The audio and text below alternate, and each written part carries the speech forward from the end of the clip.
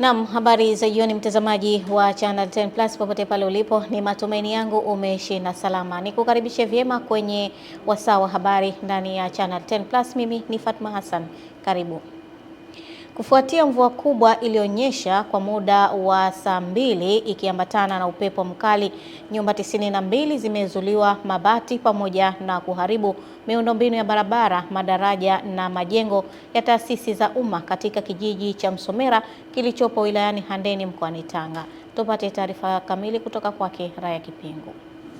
Kijiji cha Msomera ambacho kipo katika kata ya Misima kimeathirika na mvua iliyonyesha kwa kuezua mabati na kuharibu miundombinu, ambapo serikali ya mkoa imefika kujionea uharibifu huo na kueleza hatua za dharura kwa ajili ya kuwasaidia wananchi. Kama mkoa tunaenda kuangalia rasilimali gani tunazonazo ili kuweza kuhakikisha watu shughuli zao zinaanza kazi mapema. Kilicho megwa ni barabara ambayo inaunganisha daraja kutokana na miti kuziba vipenyo vile vikubwa kabisa vya daraja.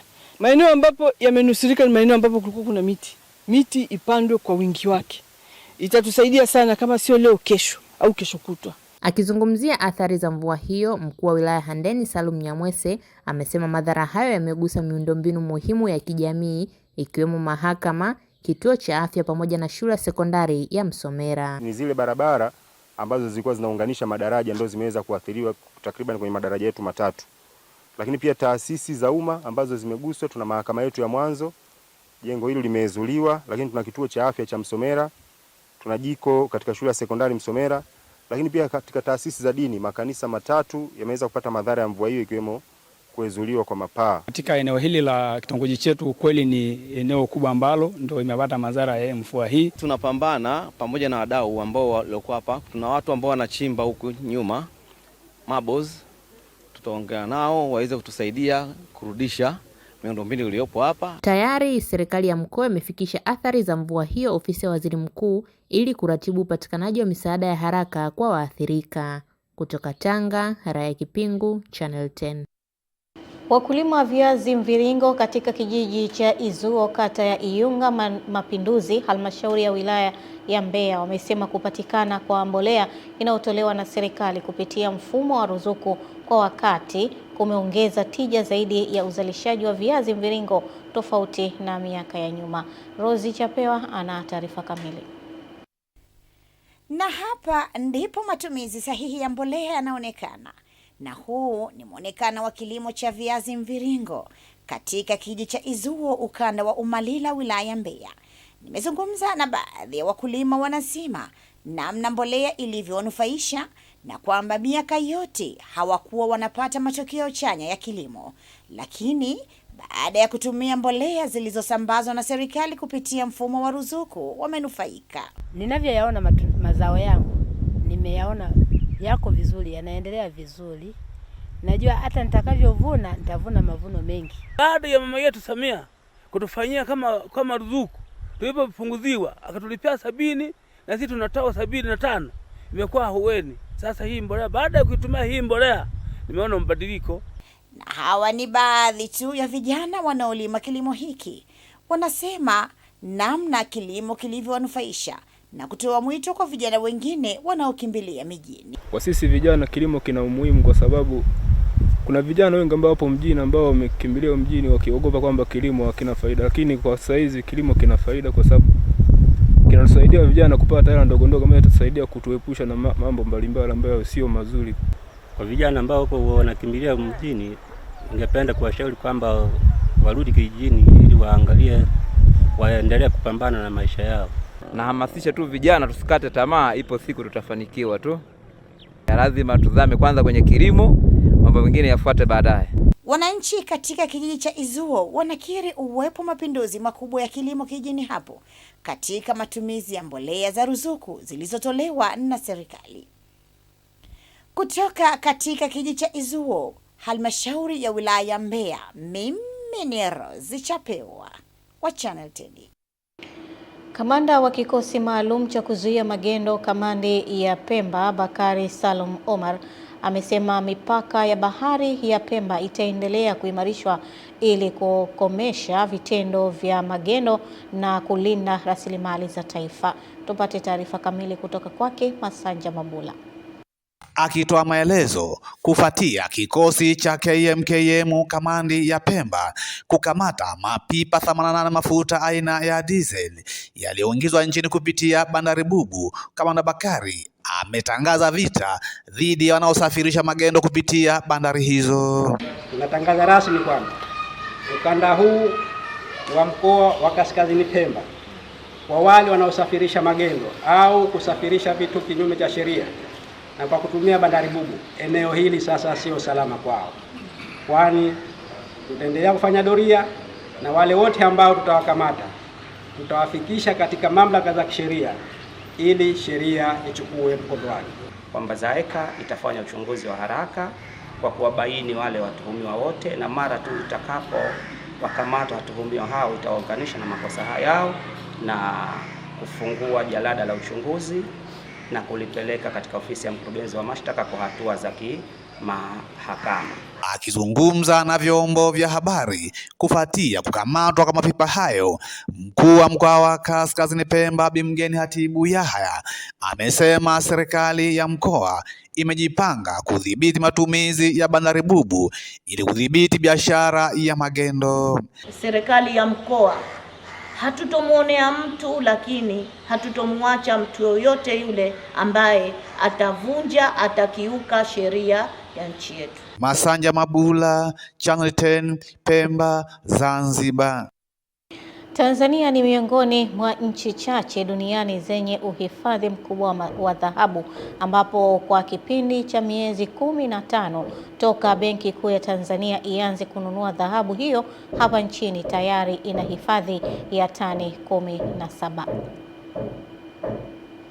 Waziri wa Madini Anthony Mavunde amebainisha hayo kwenye hafla ya utiaji saini mpango wa kukopesha wachimbaji wadogo wa madini ya dhahabu uliosainiwa kati ya benki ya CRDB na Tume ya Madini, ambapo kuanzia sasa wachimbaji hao wadogo watakuwa na uwezo wa kukopeshwa na benki hiyo. Wachimbaji hawa katika makusanyo tulioyaingiza katika mfuko mkuu wa serikali mwaka uliopita ya shilingi trilioni 1.071 wamechangia kwa 40%. Naye rais wa shirikisho la vyama vya wachimbaji madini Tanzania FEMATA John Bina amesema kupitia utaratibu huo wa mikopo kwa wachimbaji wadogo wa madini ya dhahabu utawezesha kundi hilo kuchangia zaidi kwenye pato la taifa na kuinua uchumi wa Mtanzania mmoja mmoja. Kwa sekta yetu kila kitu kinahitaji uwekezaji kabla ya matokeo. Sasa tunavyoona CRDB anakuja na mpango mzuri kama huu, sisi kwetu nasema huyo ni mtu muhimu namba 1.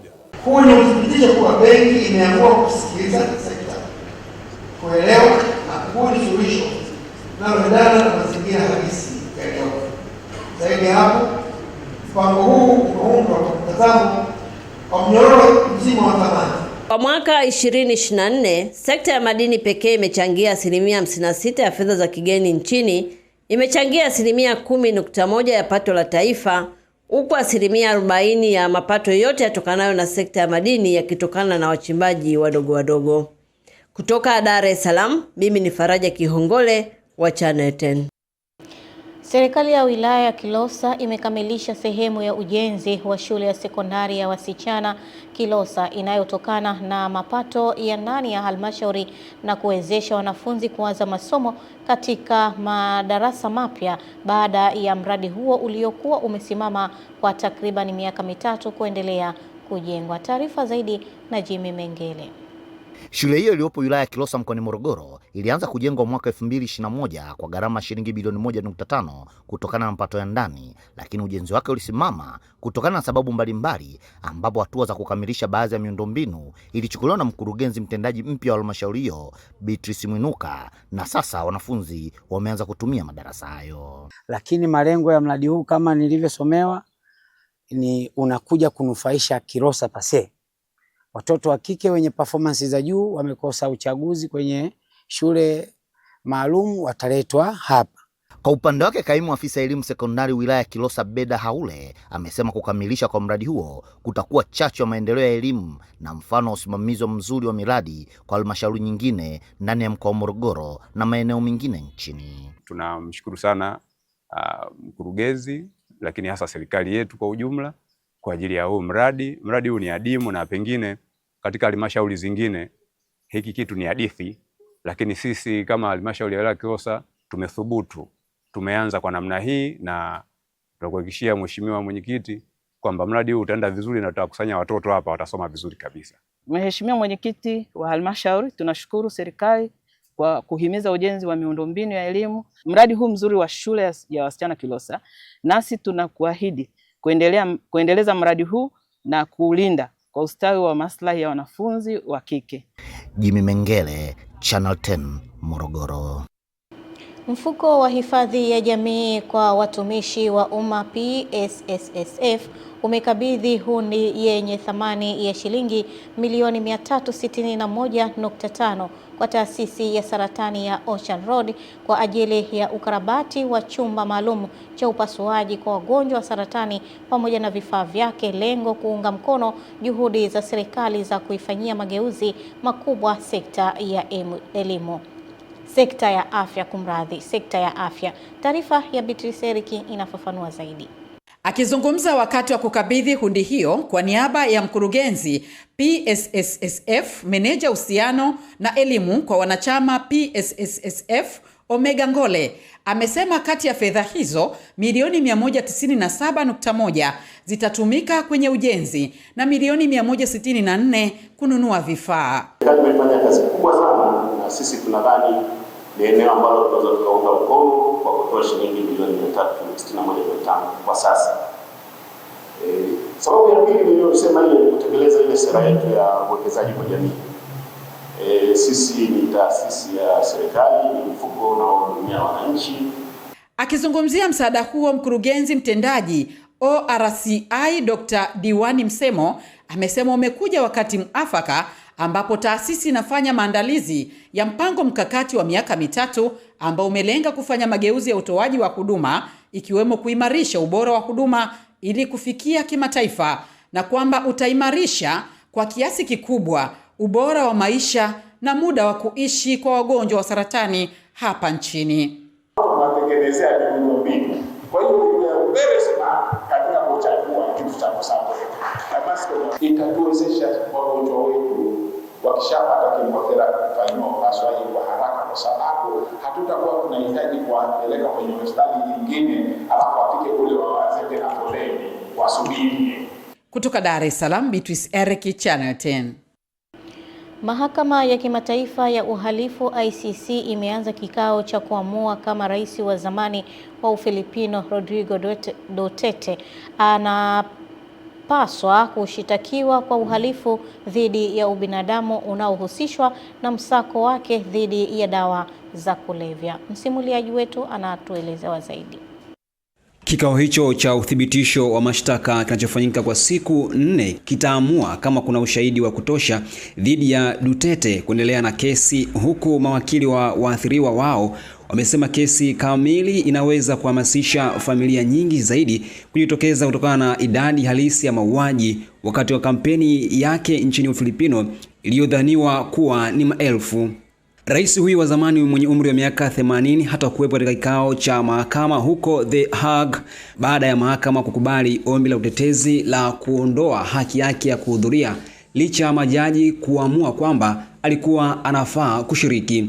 Habari zinasema baada ya kusikilizwa kwa kesi hiyo, majaji watakuwa na siku 60 kutoa uamuzi wa maandishi, huku makosa 3 yaliyoainishwa dhidi yake ni uhalifu dhidi ya binadamu, wakidai kuhusika kwake katika mauaji ya watu wasiopungua 76 kati ya mwaka 2013 na 2018.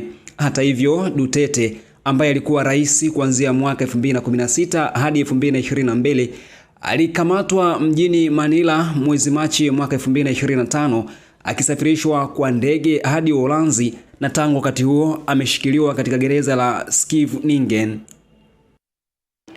Wananchi wa maeneo ya Mzenga na Mafizi kata ya Mzenga wilayani Kisarawe mkoani Pwani wameiomba serikali na mkandarasi anayetekeleza ujenzi wa daraja la Kitomondo kuongeza kasi ya ujenzi huo ili kuondokana na adha ya ukosefu wa mawasiliano wanayokumbana nayo hasa nyakati za mvua.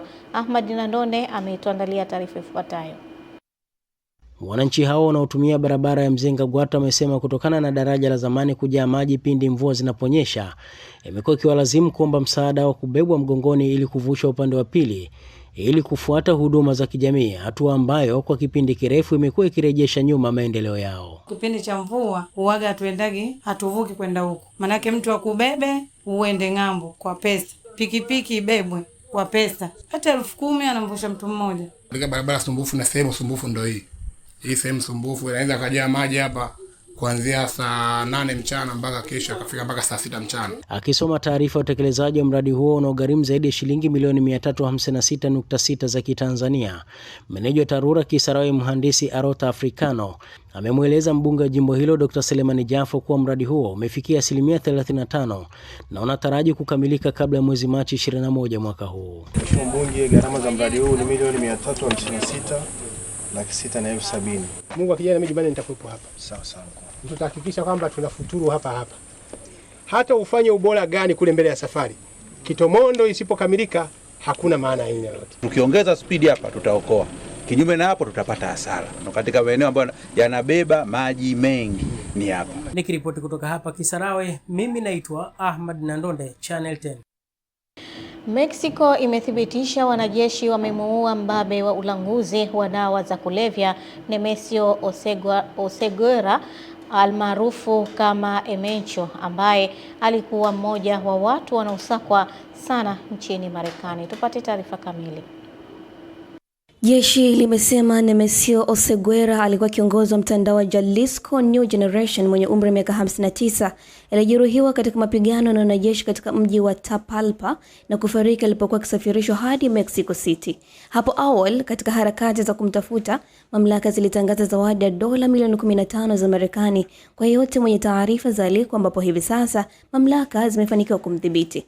Mbali na Oseguera, alijulikana kama El Menco kuwa kinara mkubwa wa dawa za kulevya wa Mexico. Wengine ambao wameangushwa ambao ndio waanzilishi wa genge la Sinaloa ni Joaquim El Chapo Guzman na Ismail Zambada, wote wawili sasa wanatumikia kifungo nchini Marekani. Lula Ali, Channel 10+. Wa Musoma unaojengwa kwa gharama ya shilingi bilioni 36.3 umefikia 60%. Musoma unaweza kuanza kutoa huduma za usafirishaji baada ya kukamilika maeneo machache kwa sasa. Musa Makali anaripoti kutoka Mara. Ni ziara ya waziri wa uchukuzi Profesa Makame Mbarawa hapa mkoani Mara. Anafika katika uwanja wa ndege wa Musoma ambapo amesema kwa sasa ujenzi huu wa uwanja umefikia 60% na sasa mkakati ni kuhakikisha uwanja huu unaanza kufanya kazi baada ya kazi zilizosalia kukamilika. Tukijipanga vizuri na mambo yote yakaenda vizuri, ndani ya muda mfupi sana, ndani ya mwezi mmoja tutashuhudia ndege zinaanza kutua hapa. Sisi tunachokifurahia hapo ni kufunguka kwa fursa mbalimbali za kiuchumi. Tunataka viwanja vyetu hivi vya ndege vitumike masaa 24 kwa siku 7 kwa wiki. Na tutafanya hivyo tu kama tutaweka taa. Kwa vile hatua inayofuata sasa ni kwenda kutafuta fedha kwa ajili ya kuweka taa. Tunataka shirika la ndege na mashirika mengine ya ndege hapa nchini yaweze kufanya kazi saa 24 kwa siku. Uwanja huu ni kilio cha wananchi wa mkoa wa Mara na ombi ni kukamilika. Ufanye hivyo na uwanja huu uweze kufanya kazi immediately ili fursa za ajira, uchumi na watalii waweze kufunguka kwa wingi katika jimbo letu la Musoma mjini. Uwanja huu ukikamilika utaleta maendeleo makubwa sana katika mkoa wetu wa Mara. Waziri Mbarawa ametembelea na kujionea bandari ya Musoma ambayo imekaa takriban miaka 20 bila kufanya kazi, ambapo amesema serikali inaangalia namna ya kuweka fedha ili kuhakikisha bandari hiyo wanaifufua na kuanza kufanya kazi. Sasa ni zamu ya Musoma.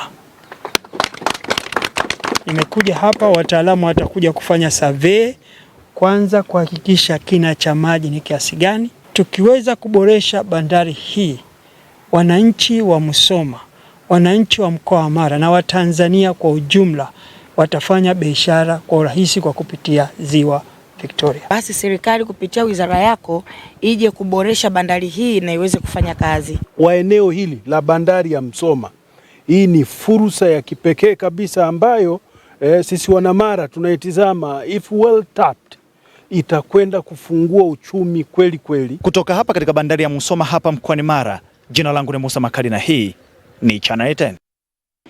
Ili kuwezesha vijana kiuchumi hapa nchini, chama cha ACT Wazalendo kimeshauri serikali kupitia Wizara ya Maendeleo ya Vijana kiunde chombo maalum kwa sheria ya Bunge la Jamhuri ya Muungano wa Tanzania kitakachoitwa Wakala wa Uwezeshaji Vijana Kiuchumi Tanzania, yani TYEA. Tupate taarifa kamili. Akizungumza jijini Dar es Salaam, mwenyekiti wa ngome ya vijana taifa wa chama hicho Abdul Nondo ameeleza kuwa vijana wanahitaji mifumo imara ya uwezeshaji kiuchumi, huku akitolea mfano taifa la Afrika Kusini ambalo lina chombo maalum kwa vijana. Chombo hiki kiwe na jukumu lake kuu liwe ni kuratibu utolewaji na urejeshaji wa mikopo, kufuatilia, kuhamasisha, kushauri na kulea vijana kimaarifa, kutoa ushauri wa kitaalamu kwa vijana kuhusu miradi na shughuli za kiuchumi, kusimamia marejesho ya mikopo na kuwaunganisha vijana na fursa mbalimbali za kiuchumi. Aidha, mwenyekiti huyo wa vijana wa ACT Wazalendo ameongeza kuwa imefika wakati sasa itungwe sheria ya kuongoza mfuko wa maendeleo ya vijana badala ya kuwa na muongozo tu wa mwaka 2022. Katika fedha 10% wanazokusanya kama ambavyo sheria ya fedha ya serikali za mitaa ilivyoagiza, waendelee kukusanya hizo fedha 10% za makusanyo yao ya ndani, na sheria iwaagize hivyo kama ambavyo imewaagiza sasa hivi.